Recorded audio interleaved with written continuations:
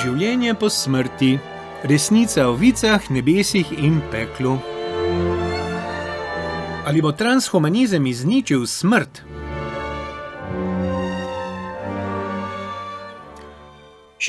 Dragi prijatelji, leta 2011 je nekoliko nadobuden avtor Laurent Alexandre objavil knjigo s pomenljivim naslovom Smrt smrti. Široki javnosti je ponudil pomemben vir informacij o transhumanističnem projektu in razkril njegovo največjo ambicijo – osvoboditi človeštvo njegovih običajnih meja, še posebej naravnega konca, torej smrti. Ob izvoru transhumanističnega projekta. Transhumanistični projekt, piše Laurent Alexandre, želi, da bi vsa človeška bitja, ne glede na raso, imela koristi od tehnološkega napredka. Tako se je pridružil poti, ki jo je odtrl eden od pionirjev transhumanizma, Max More. More je transhumanizem definiral kot življenjsko filozofijo, ki želi nadaljevati in pospešiti življenje inteligence, ne glede na njeno trenutno obliko in omejitve. To bi dosegli s pomočjo znanosti in tehnologije. Načela in vrednote te filozofije podpirajo življenje. Prav transhumanističnega projekta je omogočilo srečanje dveh dejavnikov. Prvi je evolucijska teorija, pojmovanje, da so se vrste razvijale vse dokler niso dosegle inteligentne oblike življenja. To je človeka. Ne bomo vstopali v kritično ocenjevanje te teorije. Omenimo naj le, da je njena glavna predpostavka misel, da življenje na Zemlji napreduje v stanje vedno večje razvitosti. Po mnenju transhumanistov je sedaj na vrsti človek, da s pomočjo tehnologije nadaljuje z evolucijo človeške vrste. To pa nas privede do drugega dejavnika, ki pojasni transhumanizem, izjemen razvoj v raziskavah raznovrstnih znanstvenih ved, zlasti biotehnologije in nanotehnologije. Ta razvoj je omogočil boljše poznavanje strukture snovi. Leta 1985 so realizirali mikroskop na atomsko silo, s katerim so lahko analizirali snov na nivoju nanometra, torej v milijardinki metra. Toda na nanometričnem nivoju postane snov povsod identična. Smo onkraj molekul, smo onkraj atomov. Tako pridemo do filozofskega sistema, ki ga imenujemo monizem, ki uči, da obstaja samo ena temeljna entiteta. Posledično ne obstajajo radikalne razlike med bitji. Vse stvarnosti, ki sestavljajo naš svet, so iste narave in so podvržene istim zakonitostim. Nadgrajeni človek in smrt smrti. S to tehnološko revolucijo smo dobili na razpolago potrebno orodje za nadaljevanje človekove evolucije, njegovega neskončnega napredka in tako smo prispeli do projekta nadgrajenega človeka. Ker torej ni več bistvene razlike med živim in neživim, ni teoretične ovire za načrt, da bi s tehnologijami zamenjali strukturne elemente naše človeškosti. Izboljšali bodo delovanje naših delov telesa tako, da jih bodo zamenjali s protezami. Zvišali bodo našo inteligenco, zmožnost pozornosti in spomina z možganskimi vsadki, zamenjali bodo naše starajoče se celice. Naj zaključim. Vse, kar bi nas omejevalo, vse, kar je povzročalo, da je šel človek proti smrti, bo izginilo s pomočjo tega tehnološkega razvoja. Tako pridemo do smrti smrti. Ravni vzroki za smrt bodo izginili, tako bo izginila tudi smrt. Seveda so transhumanisti previdni, zaenkrat napovedujejo pomembno podaljšanje trajanja življenja. Laurent Alexandre je na primer predvidel upanje, da se bo do konca 21. stoletja življenjska doba dvakrat podaljšala.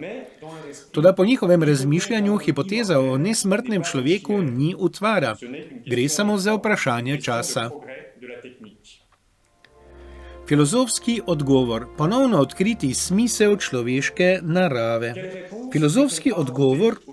Odkriti smisel človeške narave. Prvi odgovor je filozofski in je v iskanju smisla človeške narave. Če velja, kot zagovarjajo transhumanisti, da je človeška narava samo snov in da je snov samo material, ki je namenjen transformacijam, teda je transhumanističen projekt s tem skladen, toda vemo, da ni tako. Izkušnja kaže, da med bitji obstajajo radikalne razlike. Pes ni mačka, mačka ni kamen, kamen ni človek. Tako, da med njimi obstaja bitje, katerega narava je hkrati telesna in duhovna.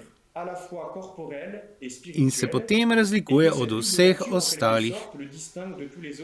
Gre za človeka. Seveda, človek ima svobodo, ki mu dopušča, da v pravih mejah sam določa sebe. Toda to samoodločanje vedno poteka znotraj danih okvirov človeške narave. Ta pa je neločljiva, telesna in duhovna hkrati. Raje kot vedno dlje odrivati meje naše telesnosti, kar želijo transhumanisti, je treba te meje sprejeti in jih vzljubiti. Niso zanemarljive, ker nam povedo nekaj o naši naravi. Skupna izkušnja o krhkosti našega telesa nas spominja prav na to, da nismo nesmrtni in bomo nekega dne umrli. Tukaj se lahko spomnimo Aristotelove modrosti. Sreča ni v zdravju, ne v telesnem udobju, vendar v delovanju duše skladnem z vrlinami. Teološki odgovor. Drugi odgovor je teološki. Ko beremo Laurenta Aleksandra, nas preseneti njegova uporabljena terminologija, vzeta iz katoliške cerkve, ki jo prenaša na transhumanistični projekt. Če navedemo le nekaj primerov, Aleksander govori o novi transhumanistični evangelizaciji in brez vsakršne zadrege zapiše: tehnološki velikani Google, Apple, Facebook, Amazon so Vatikan 2050. Tehnologi umetne inteligence bodo bodoči duhovniki. Skratka, transhumanistični projekt je prevzel vlogo nadomestka za religijo. Človeško naravo je groza praznine. Transhumanizem zapolnjuje prostor, ki ga na Zahodu pušča propadajoče krščanstvo. Zanimivo je vedeti, da najdemo izraz transhumanar v Dantejevi božanski komediji, ko govori o nebesih. To je torej avtor, ki je povsem kristjan. Glagol označuje poveličano stanje ostalih teles izvoljenih. Dante ima prav, resnični nadgrajeni človek je človek, ki je dovolil, da ga posvečujoča milost izpolni in ozdravi njegovo naravo, da bi dosegel stanje popolne sreče, h kateri nas Bog kliče zastonj in iz ljubezni. Toda v krščanstvu obljubljeni transhumanizem je sad, ki nam ga Bog podari in ga človek v svoji ponižnosti sprejme. V našem času pa je postal predmet tehnološkega zavojevanja, kjer se hoče človek na silo polastiti nesmrtnosti, po kateri hrepeni.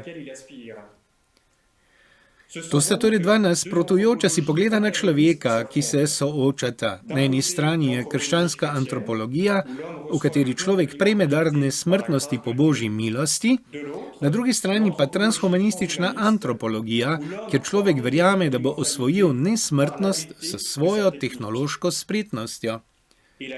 Ločnica med obema je očitna.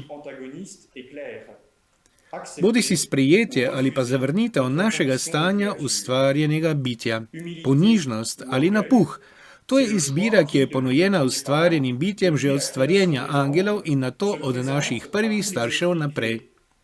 Tudi mi se moramo odzvati na to izbiro. Naj pri tem spomnimo, da je ponižnosti veselje, ker smo ustvarjena bitja. Naslednji video, poslednja sodba.